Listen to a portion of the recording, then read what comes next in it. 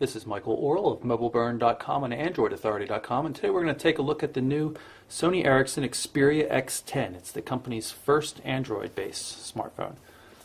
Let's see, take a quick look at the box here. Nothing too special about it, except it is sealed, so we're going to use the trusty X-Acto knife and cut it open and take a look and see what we've got inside. Up front and center, of course, is the phone. It's all tightly wrapped in plastic here. There it is. Very pretty device. We'll set that aside for now and see what else is in the box. It's got the battery here. Let's see if it says a size on it. It does. It's a 1500 milliamp hour battery. Pair of headphones.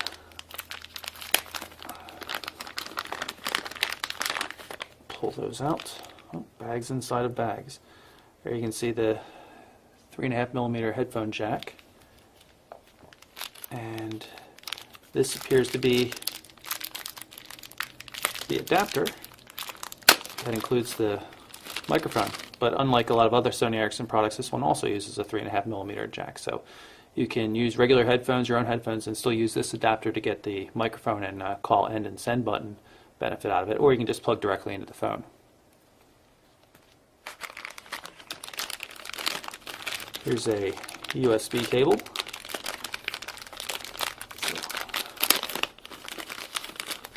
Regular USB to micro USB.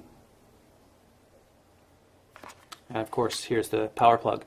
And so this cable is used for both power and data, connecting to a PC for data or plugging it into the charger here. So it saves a bit of cable work. We've also got the user guide. This is a big poster type thing. Let's take a look at that later. And another user guide in a different language. Something telling me to stop. There we go. It's contact information for the support centers. More important information, I'm sure it's SAR ratings, warranty, export regulations, that kind of stuff. Additional stuff in other languages. Oh, here's SAR ratings and the FCC statement.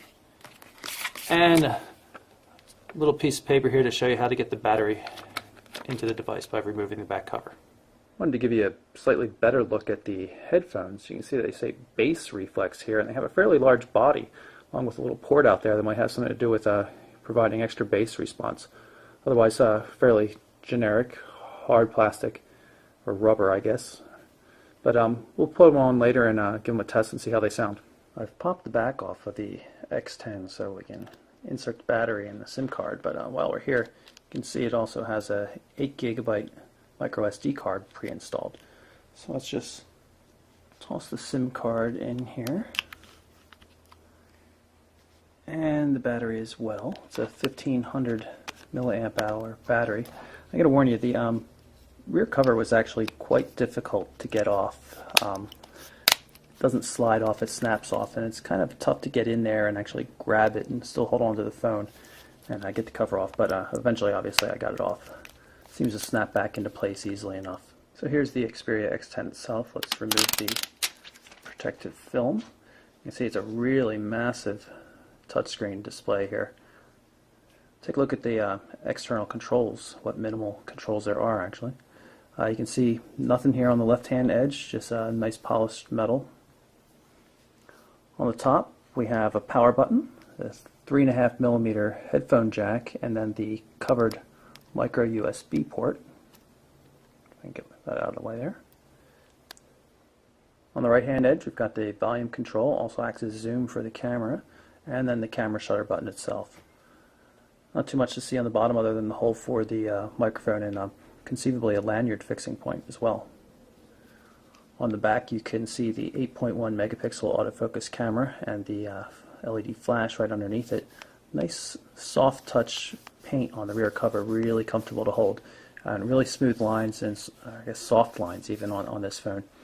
You can see it has a very nice shape to it, and it fits very well in the hand in spite of its rather large size. Now that I've got the SIM card and battery in there, I've turned on the device. I do that by long pressing the power key up top. Take a little while to boot, but probably not too long because the device sports a 1 gigahertz Qualcomm Snapdragon processor, which is really a really fast processor. Same one used in the Nexus 1 from Google, and a full 400 megahertz faster than the processor in the Motorola Droid, which is also a very quick device. You can see the custom start screen here, and then notice how quickly that did boot up. Appears to be in French though.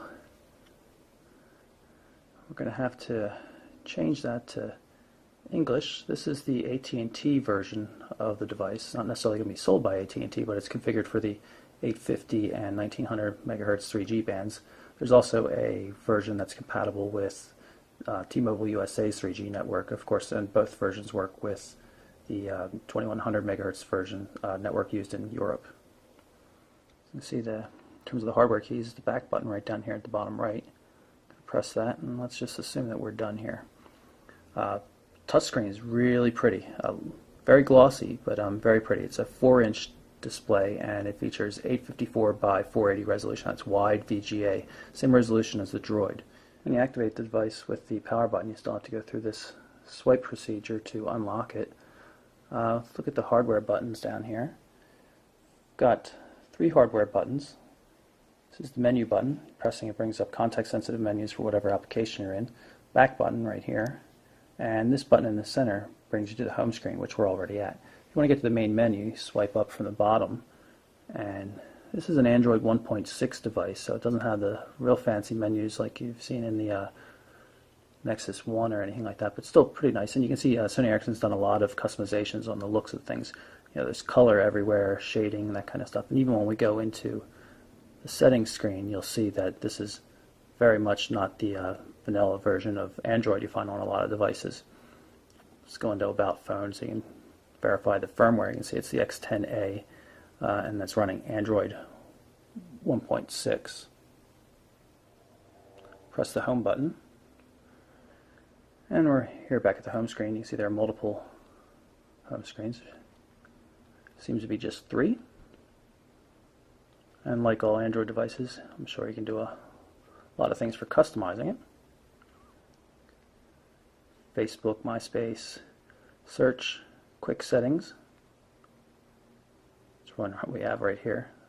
So since I have one already, I'm just going to long press that and drag it to the trash can to make it go away.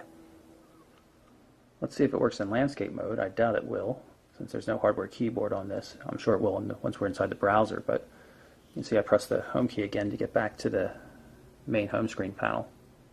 Phone dialer application.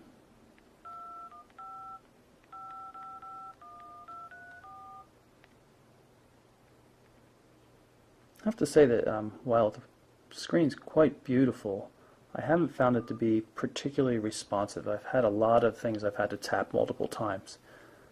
Hasn't worked out too well for me so far. You can see contacts pulled in here, a bunch of test contacts.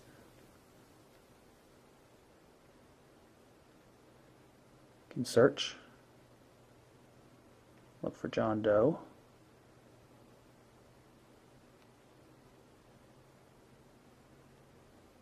Or Jack Black.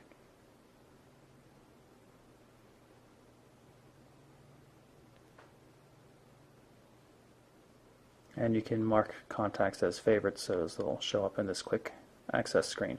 This is Sony Ericsson's Timescape application. It allows you to view messaging, status updates from social networks, photos, all sorts of things right in one easy central location.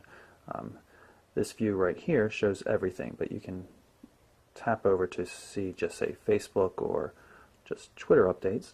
There's also things that show recent music you've played, photos you've taken, email messages received, and text messaging as well.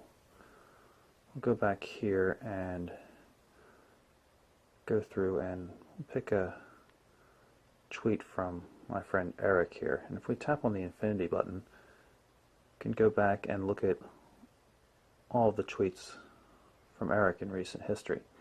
You notice across the bottom there are other tabs as well. While I have no calls with Eric, you can see that I did have an email message from him recently. I was at Mobile World Congress. It would also show any photos tagged with his face or call interaction. Of course, call info. I'm not going to show you his personal information. Hit the back button here. The thing that really bothers me, though, is if you don't have a contact associated with a particular person's tweeting account, you can't look at the history. Now, my friend Peter here, I have no contact for him, but if I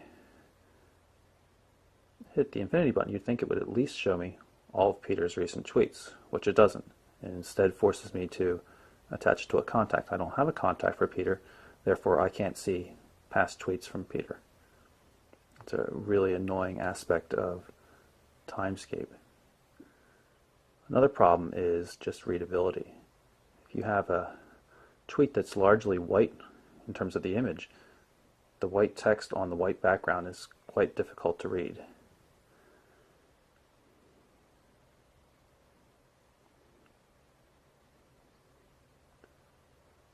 Also, if you tap on a message, it takes you to, instead of a full screen normal text view, it loads up the mobile Twitter site, which seems kind of absurd to me, that you have to jump out to a website in order to actually read all the tweets from that person in a nice clear fashion.